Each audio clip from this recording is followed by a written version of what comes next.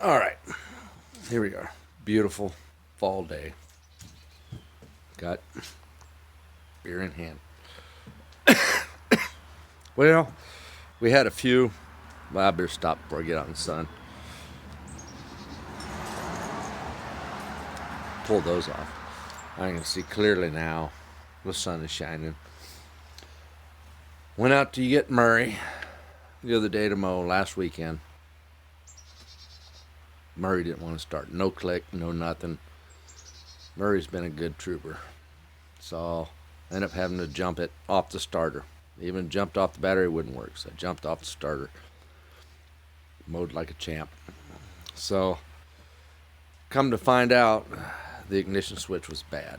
So yeah, I could have gone, got a replacement.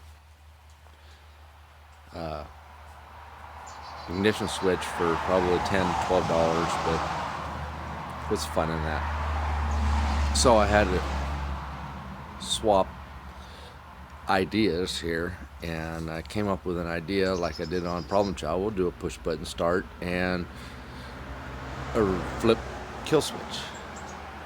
Well, I didn't want to ruin the dash because Murray is a classic and it's pretty.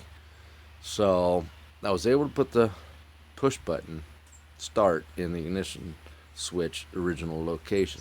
But the kill switch, I didn't want to drill a hole in the dash. So I said, well, where am I going to put it?